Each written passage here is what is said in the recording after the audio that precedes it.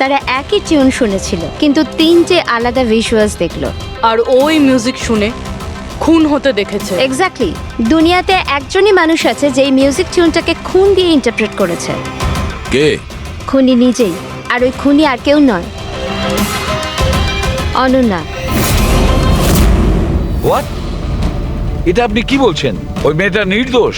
দেখুন ACP sir, case প্রমাণ দিয়ে সলভ করা হয়, ভাবনা দিয়ে নয়। আর আমি ভাবনায় বয়ে যাওয়ার ভুল করিনি। আমি অরফানেজে গিয়েছিলাম, আর ওখানে গিয়ে জানতে পারলাম যে অনন্যাকে দুটো ফ্যামিলি অ্যাডাপ্ট করেছিল। কিন্তু ব্যাস কদিন পরেই দুটো ফ্যামিলি অনন্যাকে অরফানেজে দিয়ে গিয়েছিল। আর ওই দুজন লোক ওখানেই ছিল যাদের মার্ডার হয়েছিল আর যারা অনন্যাকে অ্যাডাপ্ট করেছিল। আমি অনন্যাকে অ্যারেস্ট করেছি আর ওকে নাবালক আদালতে পেশ করার ব্যবস্থা করেছি। আপনি আমাদেরকে না বলে না জিজ্ঞেস করে ওকে অ্যারেস্ট করেন কি করে? I don't need your permission ACP sir. আপনাকে বলার প্রয়োজন ছিল না। ও খুনি আর ওকে শাস্তি পেতেই হবে। আপনি ওই ক্রাইম সিনের ফটো আর পোস্টমর্টম রিপোর্ট দেখেছেন? অফকোর্স দেখেছি। তো হয়তো ভালো করে আপনি দেখেননি, না হলে ওকে আপনি অ্যারেস্ট করতেন না। খুনি অনেক শক্তি প্রয়োগ করেছিল খুন করার জন্য। একটা 15 বছরের মেয়ে দুজনকে এত নৃশংসভাবে খুন করতে পারে না। আপনারা ওই মেয়েটাকে বাঁচানোর চেষ্টা করছেন। দেখুন, মেয়েটি নির্দোষ, আর আমরা কোনো নির্দোষের শাস্তি চাই না। অনন্যা খুনি, এর শাস্তি ওকে পেতে হবে। তাই ওকে অ্যারেস্ট অর্ডার দিয়েছি, আর এটা আমার ডিসিশন, আর এটাই ফাইনাল ডিসিশন। আপনারা শুধু সময় নষ্ট করছিলেন। আর হ্যাঁ, এই মিডিয়াকে এই কেসটার ব্যাপারে জানাতে হবে। আপনারা প্লিজ মিডিয়াকে জানিয়ে দেবেন যে এই কেসটা সলভ হয়ে গেছে। আপনি যদি কেস সলভ করেন আপনিই বলে দিন, আমাদেরকে কেন বলছেন? ফাইন, নো প্রবলেম, আমি বলে দেব। কিন্তু এটা আপনারা আমার ওয়ার্নিং ভেবে নিতে পারেন, নয়তো আশা করছি এরপর থেকে আমার সমস্ত কথা আপনারা শুনবেন।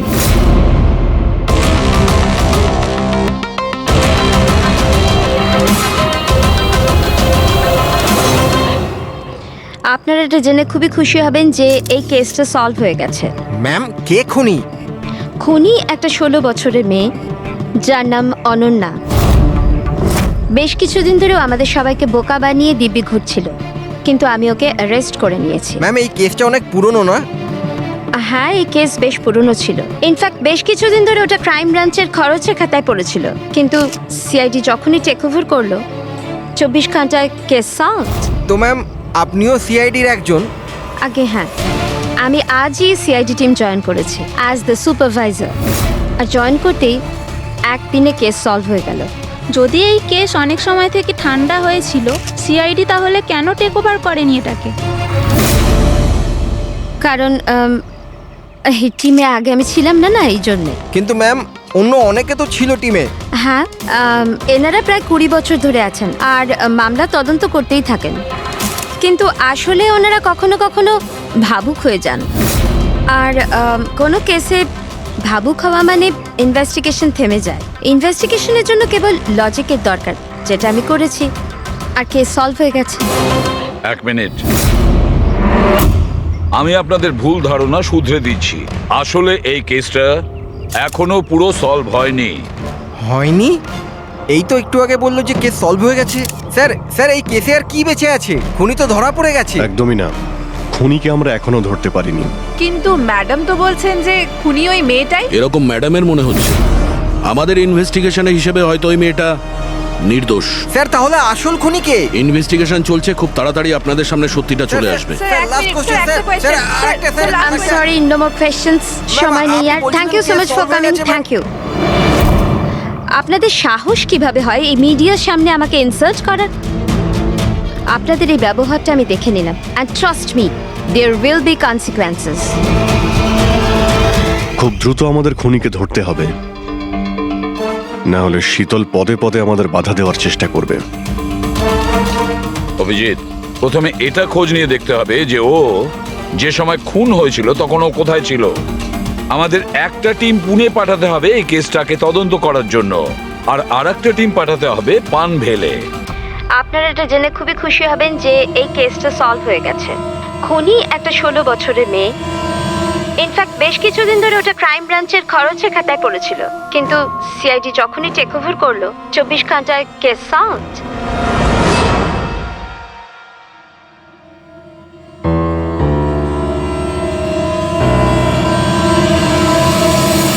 দেখুন 23শে ফেব্রুয়ারি বিকেল 4টে থেকে 7টার সময় অনন্যা কোথায় ছিল? সাধারণত তখন বাচ্চারা বাইরে যায় খেলতে আর 9টার মধ্যে চলে আসে। আচ্ছা, অনন্যা অরফানেজ গিয়েছিল না বাইরে? না স্যার, অনন্যা এখানেই ছিল আর কোথাও যায়নি। এটা আপনি এত জোর গলায় কি করে বলছেন? এর জন্যই বলছি, কারণ আমার অনুমতি ছাড়া কোনো বাচ্চা বাইরে যেতে পারে না। কিন্তু কখনো কখনো অনন্যা কয়েক ঘন্টার জন্য অরফানেজ থেকে উধাও হয়ে যেত, এটাও তো বলো ওনাদের। স্যার, ও মিথ্যে বলছে। ও অনন্যাকে হিংসে করে। আমি কেন অনন্যাকে হিংসে করব? তাহলে ওকে বদনাম কেন করছো? আমাদেরকেও বলেছে এখানে কিছু কিছু লোকের পেছনে লাগে। স্যার, আমি শুধু অনন্যার ব্যাপারে আপনাদের খোঁজ খবর দিচ্ছিলাম। তাহলে এটাও বলো না যে আগের বছর অনন্যা তোমার নামে কমপ্লেন করেছিল। এর বিরুদ্ধে কেন? স্যার, ও এখানের বাচ্চাদের মারতো। অনন্যা ওর নামে কমপ্লেন করেছিল, সাসপেন্ডও হয়েছিল। তখন থেকে অনন্যাকে ঘৃণা করে। এখানের বাচ্চাদের মারতো। অনন্যা ওর নামে কমপ্লেন করেছিল, সাসপেন্ডও হয়েছিল। তখন থেকে অনন্যাকে ঘৃণা করে। একটা কথা বলো, অনন্যাকে ওই মিউজিক পিস শুনতে কে বলেছিল? স্যার, ইনি। হ্যাঁ স্যার, অনন্যা মিউজিক পছন্দ করত। অনেকবার ওকে নানা ধরনের গান শুনতে দেখেছি। এর জন্য ওকে আমি মিউজিক শুনতে দিতাম। বুঝতে পারিনি এতে প্রবলেম হয়ে যাবে। আচ্ছা, আপনাদের মধ্যে কি কেউ মিউজিক ইনস্ট্রুমেন্টস বাজাতে জানেন? স্যার, আমি পিয়ানো বাজাতাম। স্যার, আমিও পিয়ানো বাজাই। আচ্ছা, একটা কথা বলুন, যেদিন পুনেতে খুন হয়েছিল সেদিন আপনারা কোথায় ছিলেন? আমরা সব বাচ্চাদের নিয়ে পুনা গিয়েছিলাম। সেদিন আপনারা সবাই পুনাতে ছিলেন? কি ছিল ওখানে? ওখানে একটা ইভেন্ট ছিল, তাই। স্যার, হ্যাঁ, এরা প্রত্যেকে সাধু সাজার নাটক করছে। একটা কাজ করি আমরা, এদের প্রত্যেকের কম্পিউটার চেক করো, দেখো কে এই মিউজিক পিস বানিয়েছে আর আপলোড করেছিল। কারণ যে এই মিউজিক পিস বানিয়ে আপলোড করেছে না, সেই খুনি হতে পারে।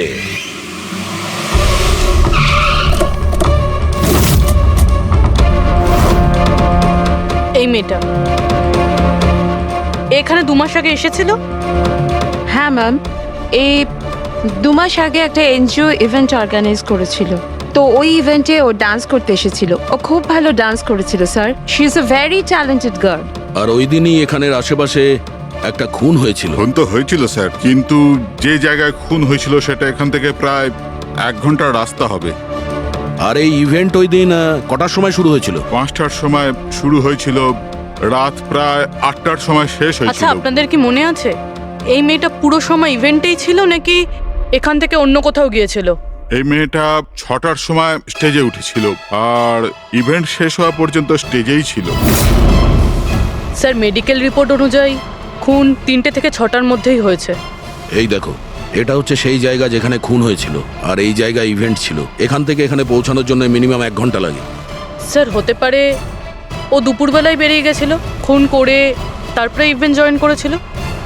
আরে না না ম্যাম, এরকম কিছুই হয়নি। অ্যাকচুয়ালি ইভেন্ট শুরুর আগে আফটারনুনে রিহার্সাল ছিল, আর ওই মেয়েটা ওখানে 4টে পর্যন্ত ছিল। আর এরপর 5টা থেকে সমস্ত স্টুডেন্ট ব্যাক স্টেজে এক জায়গায় হচ্ছিল। 4টের সময় রিহার্সালে ছিল, হ্যাঁ। আর 5টার সময় ব্যাক স্টেজ। Yes. আর একটু আগে আপনি বললেন 6টার সময়ও স্টেজে ছিল। যদি এটা হয় তো অনন্যা খুন কি করে করবে? আর যদি অনন্যা খুন না করে থাকে তাহলে খুন করলোটা কি? সমস্ত রিপোর্ট আর এভিডেন্স তৈরি করার পর আমার মনে হচ্ছে যে অনন্যা নির্দোষ। আপনার কোনো অবজেকশন? No your honour. কিন্তু স্যার, এনার কাছে পুনের মার্ডার কেসের এভিডেন্সের রিপোর্ট আছে। পানভেল মার্ডার কেসে নির্দোষ প্রমাণ করার কোনো এভিডেন্স বা কোনো রিপোর্ট নেই। এরকম হতে পারে যে অনন্যা অরফানেজ থেকে বেরিয়ে গিয়েছিল আর মার্ডার করে আবার ফিরে গিয়েছিল। It can be possible, right sir? আপনার কাছে যদি কোনো প্রমাণ থাকে তো প্লিজ দিন, যাতে এটা প্রমাণ হয় যে যখন খুন হলো অনন্যা পানভেলে ছিল। দেখুন, এভিডেন্সেস আর সাক্ষ্য প্রমাণ অনুযায়ী এই কেসটা ডিসমিস করে দেওয়া হচ্ছে। অনন্যাকে দয়া করে ছেড়ে দিন।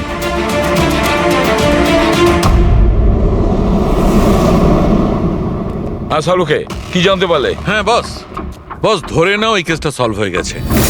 শীতল আমাদের ডেমনস্ট্রেট করে দেখিয়েছিল যে সিনিস্থেসিয়ার 2টো আলাদা আলাদা রোগী একই ধরনের মিউজিক শোনার পরে আলাদা আলাদা ইন্টারপ্রিট করে থাকে। হ্যাঁ বস, আমি আমার বন্ধুর থেকে সবকিছু জেনেছি, যে এই ব্যাপারে এক্সপার্ট। ও আমাকে অন্য কথা বললো। নতুন কি আপনি জানতে পেরেছেন? এমন দুজন ব্যক্তি যারা সিনিস্থেসিয়ারই পেশেন্ট এক ধরনের মিউজিক শোনার পরেও একই ধরনের রিয়াক্ট করে। এটা কিভাবে হতে পারে স্যার? হতেই পারে পুরবি, যদি দুজন রোগীর মধ্যে রক্তের সম্পর্ক থাকে তাহলে হতে পারে। শীতল যা বলেছিল সেটাও ঠিক ছিল, কিন্তু সম্পূর্ণভাবে ঠিক ছিল না। কিছু রেয়ার কেসে এরকমটা হয়, যেমন আমার বন্ধু বলেছে। হ্যাঁ, কিন্তু দুজন রোগী যদি একই পরিবারের হয় তবে কাকা, জ্যাঠা বা ভাইও হতে পারে। না না, ইমিডিয়েট ফ্যামিলি মেম্বারই হতে হবে, যেরকম মা বাবা, ভাই বোন। তা কেন? সেটা এই কারণে ফ্রেডি, কারণ এটা একটা জেনেটিক অসুখ। বাস মেডিকেল জার্নাল থেকে আমি এরকম কিছু আর্টিকেল বার করছি, এসব তোমাকে দেখাচ্ছি। আরো কেউ আছে যে অনন্যার মতো ওই দুটো মিউজিক পিসের ওপর একই ভিজুয়াল দেখতে পায়, যেটা অনন্যাও দেখে? আমি আপনাদের কি করে ধন্যবাদ জানাবো? আপনারা আমায় জেল যাওয়া থেকে বাঁচালেন। আমরা শুধুমাত্র সেটাই করেছি যেটা আমাদের ডিউটি, অপরাধীদের জেলের ভেতরে আর নিরপরাধীদের মুক্তি। কিন্তু আসামিটা কে? তোমার কোনো আত্মীয়। আমার ফ্যামিলি মেম্বার? হ্যাঁ অনন্যা, কারণ তোমার কাছে যে ধরনের ভিজুয়ালস এসছে সেই ধরনের ভিজুয়ালস তার কাছেই যেতে পারে যার সঙ্গে তোমার রক্তের সম্পর্ক আছে, আর সেই এই ধরনের মিউজিক বানিয়েছে। কিন্তু স্যার, আমার ফ্যামিলি মেম্বার কি করে হতে পারে? আমি তো অনাথ না। আছে কেউ যাকে তুমি চেনো না? তাহলে জানতেও চাই না। ছোট থেকে আমার স্বপ্ন ছিল যে আমার পরিবারের সবাই আসবে আর আমায় এসে নিয়ে যাবে, আমরা একসাথে আনন্দে থাকবো। আর আপনারা বলছেন ও কোনো খুনি? আমরা তোমাকে শুধু সেটাই বলছি যেটা সত্যি। অনন্যার নামের প্যাকেজ এসেছে, দরজার বাইরে রাখা ছিল।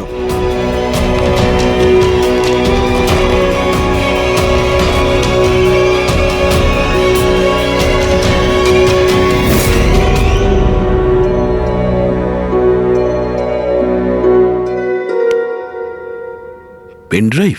পঙ্কজ,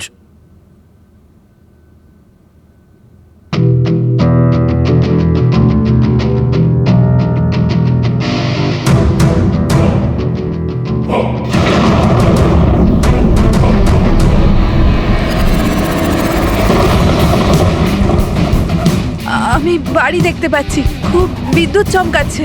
কোনো মহিলা বাড়ির মধ্যে দৌড়াদৌড়ি করছে আর একটা দোলনাও আছে বাইরে। কেউ ওই মহিলার পিছনে ক্রোবার নিয়ে দৌড়চ্ছে। আর কি? ও ওই মহিলাকে ক্রোবার দিয়ে মারছে। কাকে মারতে দেখলে? জানি না স্যার, এটা তো একটা চিঠিও আছে। আনিয়া, এটা তোমার ভবিষ্যৎ। তুমি যা দেখেছো তোমার সাথে তাই হবে, এটাকে কেউ আটকাতে পারবে না। এই মিউজিকের সাথে অনন্যা যেটা দেখেছে, কেউ ওই মহিলাকে মারতে চলেছে।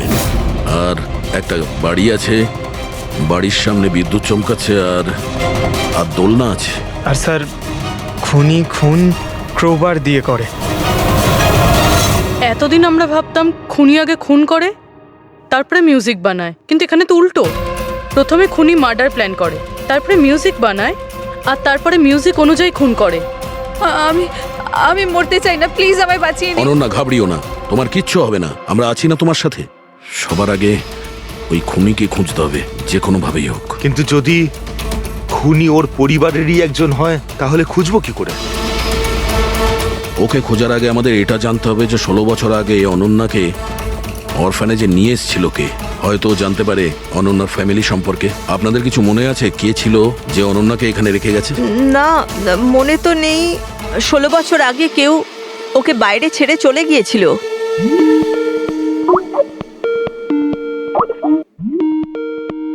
শীতল ম্যাডামের ফোন, ভিডিও কল করছে। হ্যালো, আমি বাস এটাই বলার জন্য ফোন করলাম যে ওই মেয়েটাই খুনি।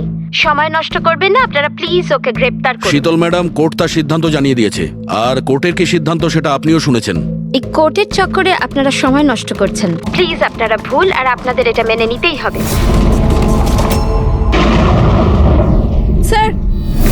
আরে সেই বাড়ি, ওই বাড়ি? কোন বাড়ি? আমি এই মাত্র যেটা দেখলাম, ওই যেখানে খুন হতে চলেছে, ওই ওই গাছ, দোলনা, এটাই ছিল স্যার। কোন জায়গার কথা বলছে মেয়েটা? শীতল ম্যাডাম, এখন আপনি কোথায় আছেন? আমি এখন আমার বাড়ির বাইরে। আর কোথায় থাকবো? আপনার প্রাণের সংশয় আছে। কি বলছেন আপনি অফিসার? আমার প্রাণ বিপদে, আমাকে কে মারবে? দেখুন শীতল ম্যাডাম, উনি আপনাকে মারার জন্য মিউজিক কম্পোজ করেছে, যেটাও আমাদের পাঠিয়েছে। আর ওই মিউজিকের হিসাবে আপনার ঘরের কি লোকেশন। বাচ্চাদের মতো কথা বলছেন অফিসার? আমাকে ভয় পাওয়ানোর জন্য সব করছেন না, আর আমি ভয় পাচ্ছি না। আর আমাকে সব বলছেন আপনাদের কেসের বসে আমি বাধাটা। শীতল ম্যাডাম, এই ব্যাপারে আমরা পরেও কথা বলতে পারবো। আমার কথা মন দিয়ে শুনুন। আপনি ইমিডিয়েট বাড়ির ভেতরে যান আর দরজা জানলা সব বন্ধ করুন। আর আমরা যতক্ষণ না ওখানে পৌঁছই, আপনি কারোর কথায় দরজা খুলবেন না। মানে? আমি আপনাকে পরে বোঝাবো। এখন আমি আপনাকে যেটা বললাম সেটা করুন।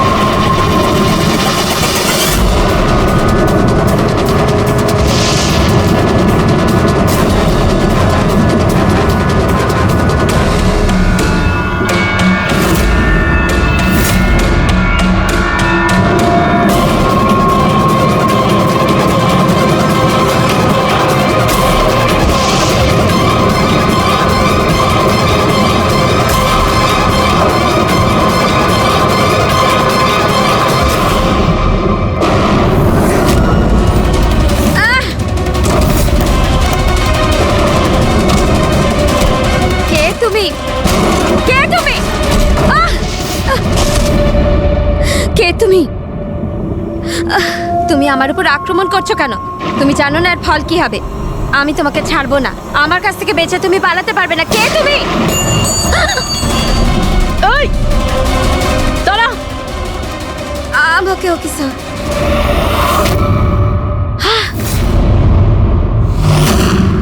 আরতি, তুমি? স্যার আমিও পিয়ানো বাজাই। শীতল ম্যাডাম, আমরা আপনাকে আগেও বলেছিলাম অনন্যা খুনি নয়। আই এম সরি স্যার, আমার আপনাদের কথা বোঝা উচিত ছিল। আমি আমার মতো করে ইনভেস্টিগেশন করেছিলাম, আর আপনারা আপনারা আপনাদের মতন। আমরা দুজনেই আমাদের ডিউটি করেছিলাম অফিসার। ট্রাস্ট মি,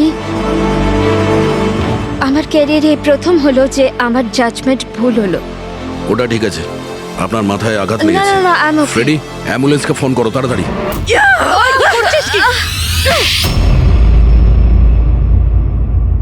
শীতল ম্যাডামের ওপর হামলা করেছো কেন তুমি? আমার মেয়েকে বাঁচানোর জন্য। কোন মেয়েকে বাঁচানোর জন্য? অনন্যাকে। অনন্যা আমার মেয়ে হয়। শীতল তাকে জেলে পাঠাতে চলেছিল, এই জন্য আমি ওকে শিক্ষা দিতে চেয়েছিলাম। আর খুন কেন করেছো? 17 বছর আগে যখন আমি প্রেগনেন্ট ছিলাম, আমার স্বামী আমাকে মানসিক হসপিটালে পৌঁছে দিয়েছিল, কারণ আমি মানসিকভাবে অসুস্থ ছিলাম। ওখানে আমি 15 বছর ছিলাম। কিন্তু কিন্তু কি? কিন্তু আমার স্বামী আমার মমতার গলা টিপে দিয়েছিল। কি করে? অনন্যা ওখানেই জন্মেছিল, কিন্তু ওকে আমার কাছ থেকে ছিনিয়ে নিয়েছিল। 15 বছর পর আমি বাইরে এলাম, তখন আমি জানতে পেরেছিলাম যে আমার স্বামী মারা গেছে, কিন্তু অনন্যা কোথায় আছে আমি জানতাম না। ও বেঁচে আছে কি নেই সেটাও আমি জানতাম না। আমি অনেক অরফানেজে ওকে খোঁজার চেষ্টা করেছিলাম, ওকে কোথাও পেলাম না। ওর ব্যাপারে কি করে জানতে পারলেন আপনি? 6 মাস আগে যখন আমি এই অরফানেজে এলাম, তখন আমি অনন্যার কেস ফাইল পেলাম। আমি জানতে পারলাম যে অনন্যাকে দুজন মানুষ অ্যাডপ্ট করেছে, আর তারপর ওকে ফেরত পাঠিয়ে দিল।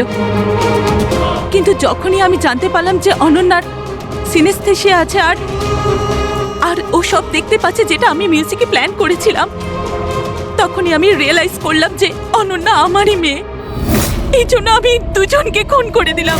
আমি ওই মানুষগুলোকে ঘেন্না করি যারা অনাথ বাচ্চাকে অ্যাডপ্ট করার পরেও তাদের ফিরিয়ে দিয়ে যায়।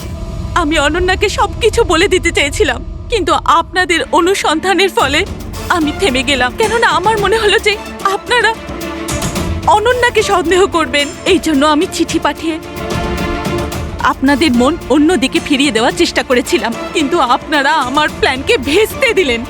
যে মেয়েকে পাওয়ার জন্য তুমি দুটো জীবন নিয়েছো, এখন সারা জীবন ওই মেয়ের থেকে দূরে থাকতে হবে তোমায়, জেলের ভেতরে, কাল কোঠরিতে।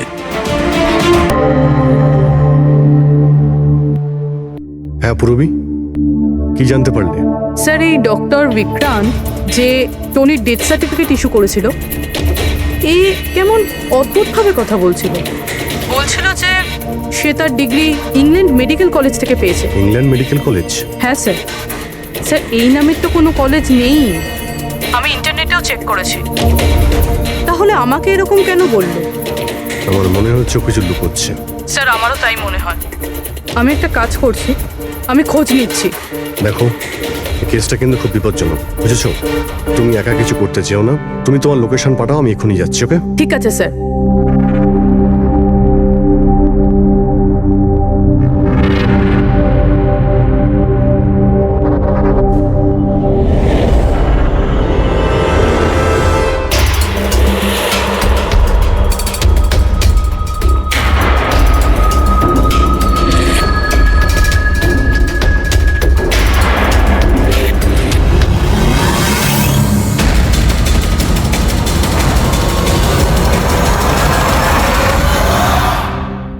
শিবা বলল যে ও রাঘবকে এখানেই ছেড়েছিল,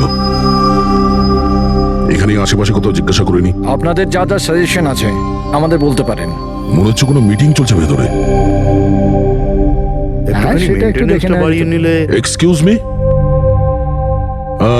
আমরা সিআইডি থেকে আসছি, আপনার কাছে কিছু জিজ্ঞাসাবাদ করব। রাঘব নামের আপনাদের মধ্যে কেউ একে দেখেছেন? না স্যার। কাল রাত আপনাদের মধ্যে কারোর বাড়িতে চুরি হয়েছে? কাল আই ডোন্ট থিঙ্ক সো, কিন্তু আপনারা এখানে কি খুঁজছেন? দেখুন, আমাদের কাছে পাকা খবর আছে যে এই লোকটা আপনাদের মধ্যে কারোর একজনের বাড়িতে চুরি করেছে। স্যার, যদি আমাদের মধ্যে কারোর বাড়িতে চুরি হয়ে থাকে তাহলে আমরা জানতাম না নাকি? জানতে পারতেন, কিন্তু আপনারা যদি আমাদের মিথ্যে কথা বলেন তাহলে আমরা জানবো কি করে? আমাদের আপনাদের সবাইয়ের ঘরের তল্লাশি নিতে হবে। নিতিন বাবু, let's cooperate with CID. Sir, আপনারা তল্লাশি নিতে চান, আপনারা করুন তল্লাশি, আমাদের কোনো প্রবলেম নেই। ঠিক আছে, মনে হচ্ছে তল্লাশি করে কোনো লাভ হবে না, বোম এখান থেকে সরিয়ে দেওয়া হয়েছে। এতক্ষণে বম হয়তো টার্গেটে পৌঁছেও গেছে। তাহলেও এদের মধ্যে কেউ না কেউ মিথ্যে কথা বলছে। একটা কাজ করো, এদের সবার ডিটেলস বার করো, বোম না হোক বারুদ কিংবা অন্য কোনো প্রমাণ নিশ্চয়ই পাবো। আমাদের কাছে সময় খুব কম, তাড়াতাড়ি করো।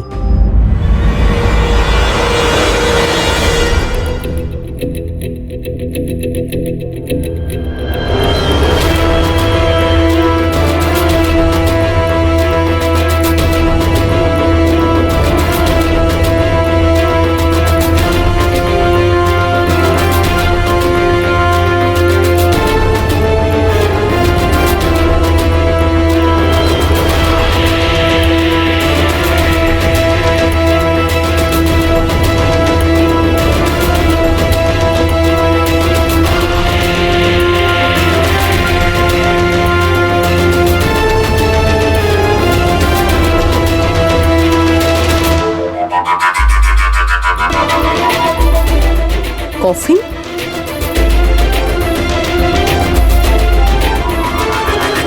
টনির লাশ এখানে?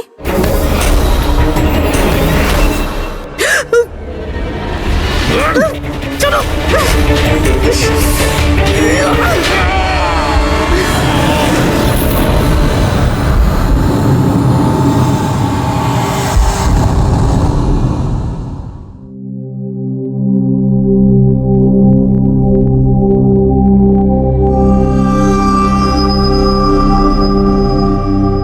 হ্যাঁ পঙ্কজ,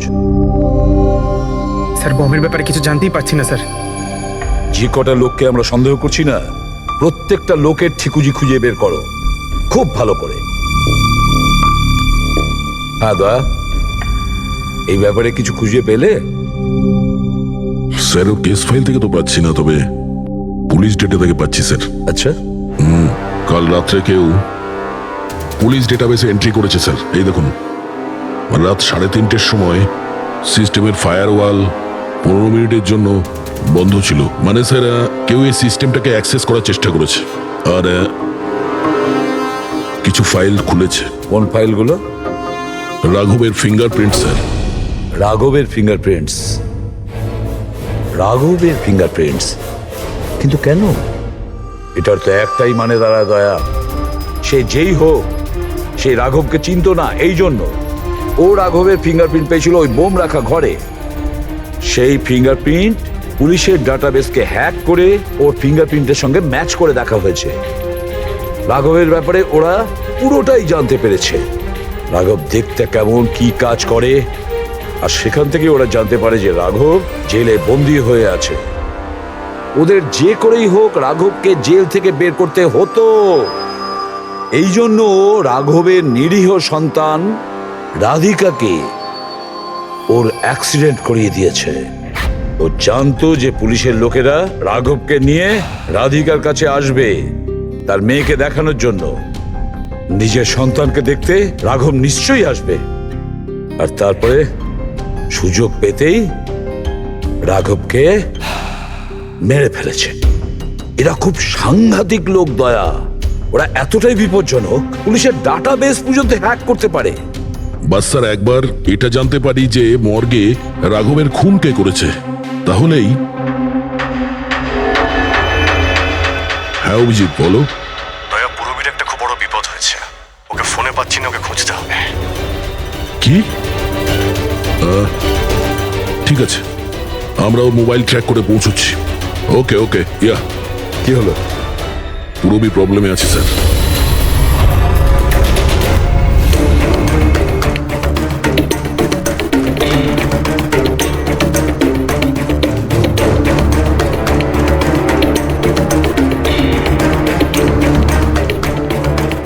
লোকেশন তো এটাই বলছে, চলো।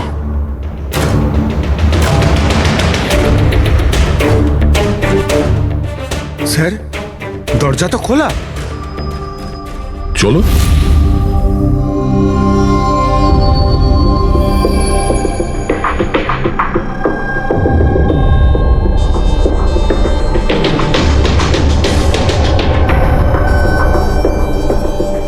এখানে তো কেউই নেই।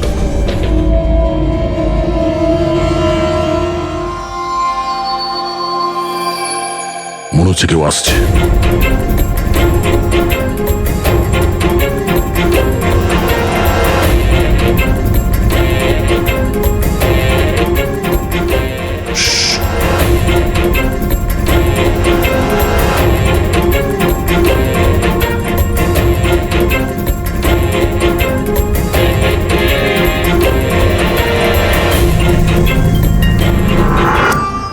অভিজিৎ তুমি? আমি পুরবীর মোবাইল ট্র্যাক করে এখানে এসেছি। পুরবী কোথায়? পুরবী তো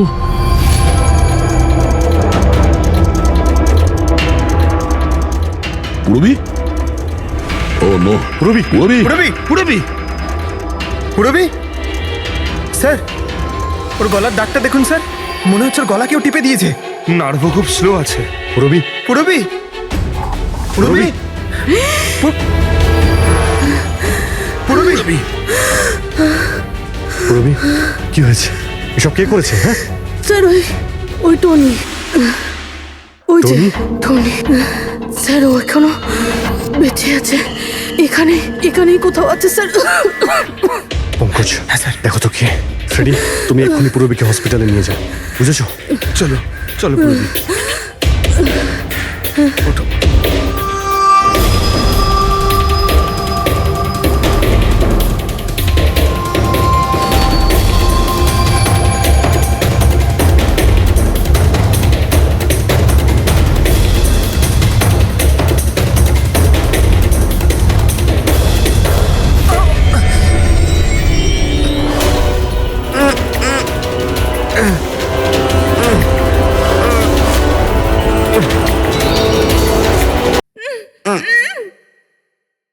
স্বামী। ভয় পাবেন না, আমরা সিআইডি থেকে। সাবধানে।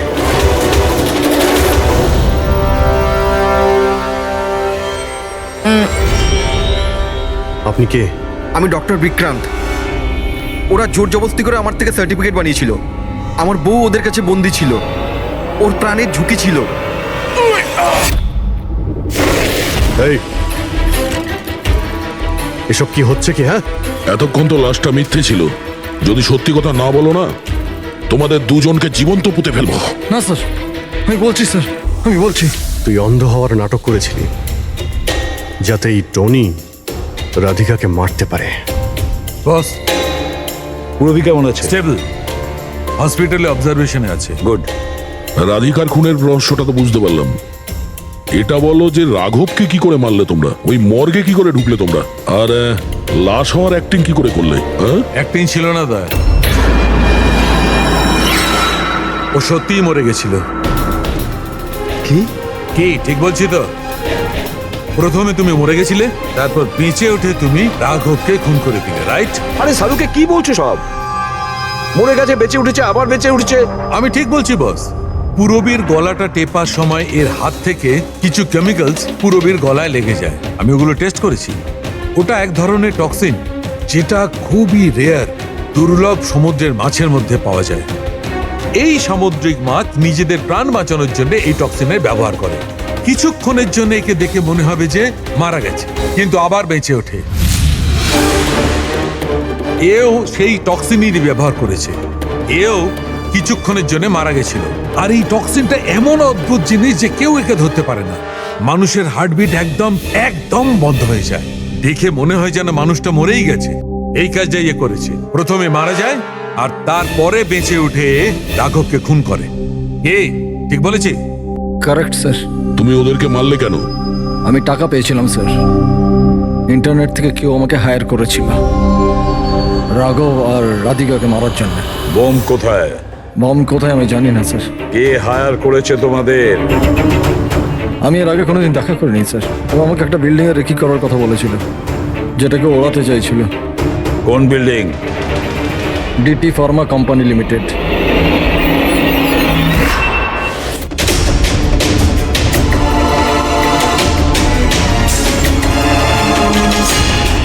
এদিকে শোনো ভাই, এদের মধ্যে কেউ কি এখানে আজকে এসেছে?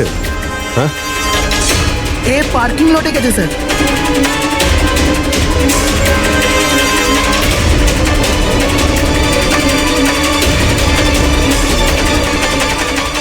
স্যার, এই পার্কিং লটটা তো অনেক বড়। বম খুঁজতে তো কয়েক ঘন্টা লেগে যাবে।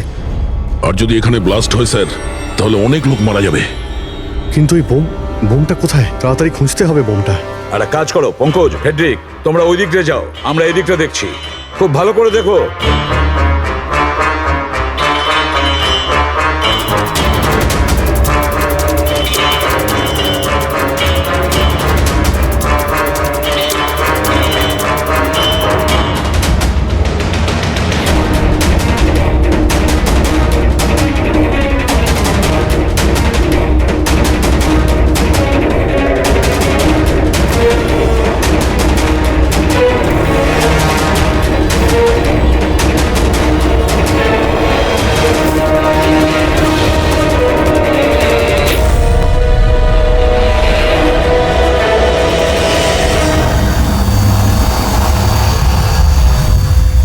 নিতিন, সিআইডি এগোবে না কেউ বলে দিলাম। ঠিক আছে, টিপে দেবো আমি। ছাড়বো না আমি কাউকে। চলুন স্যার, ওকে ধরো।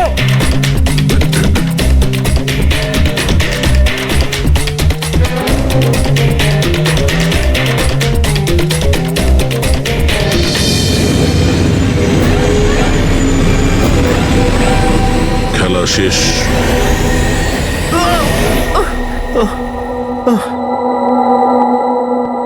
বলো নিতিন, কেন বোম দিয়ে এই বিল্ডিংটাকে উড়িয়ে দিতে চাইছিলে? বিল্ডিং নয়, কোম্পানি এটা। স্বপ্ন আমার, পরিশ্রম আমার। এটাকে আমি জমি থেকে আকাশ পর্যন্ত তুলেছি। রক্ত ঘাম এক হয়ে গেছে এটা করতে আমার। আর এরা সব কৃতজ্ঞতা স্বীকার তো দূরে থাক, আমাকে বের করে দিয়েছে। ওই বোর্ড অফ ডিরেক্টর, আমি বানিয়েছি ওকে, আমি। আর উনি উনি আমাকেই বের করে দিয়েছেন। কি অবস্থা করেছে আমার! প্রতিশোধ তো নিতেই হতো। কিছু লোকের প্রতি প্রতিশোধ নেওয়ার জন্য তুমি এই পুরো বিল্ডিংটাকে উড়িয়ে দিতে চেয়েছিলে? হ্যাঁ, এই বিল্ডিং এ যে সমস্ত নিরীহ লোকেরা আছে তারা কি ক্ষতি করেছিল তোমার? রাঘব আর তার মেয়েরও প্রাণ নিয়েছো তুমি, আর তারপরেও এই বিল্ডিংটাকে প্ল্যান করে শেষ করতে চাইছিলে। কঠোর থেকে কঠোরতম শাস্তি।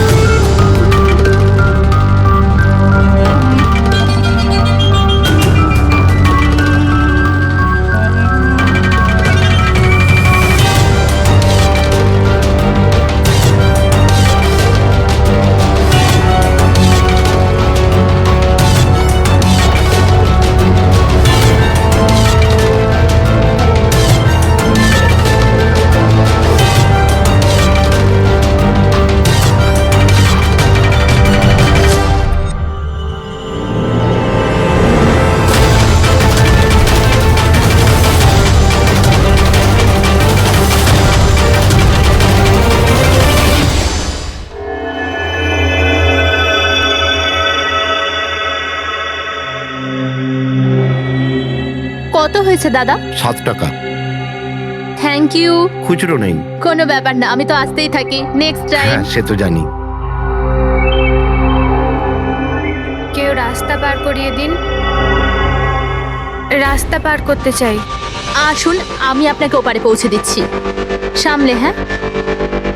ভগবান তোমার ভালো করুক, নয়তো আজকালকার যুগে কে কাকে সাহায্য করে।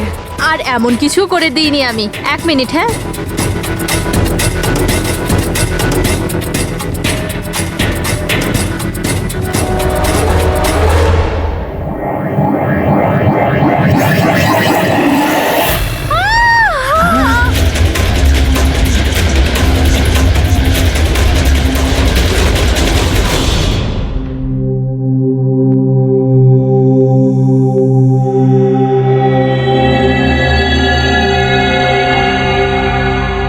তুমি এখানেই দাঁড়াও। এসো।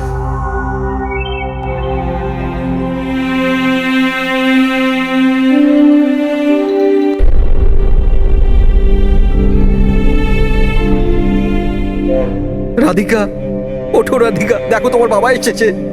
স্যার, এটা কবে হলো, কি করে হলো? কাল রাত্রে তো একদম ঠিক ছিল আমার মেয়ে। রাধিকা ওঠো। রাধিকা ওঠো বাবা, ওঠো। আমরা বাইরে আছি। রাধিকা, রাধিকা ওঠো, দেখো দেখো আমি এসেছি। রাধিকা ওঠো।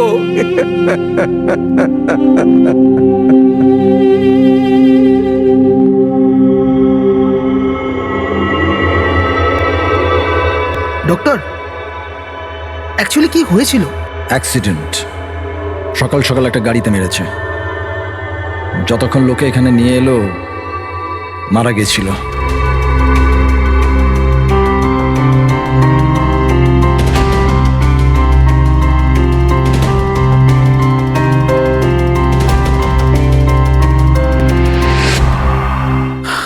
রাঘবকে নিয়ে এসো।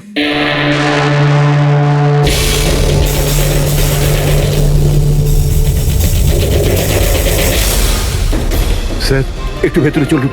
কি হয়েছে? আসুন না স্যার।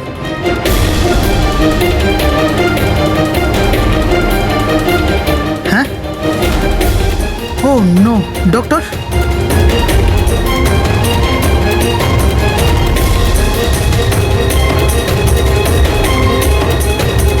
He's dead.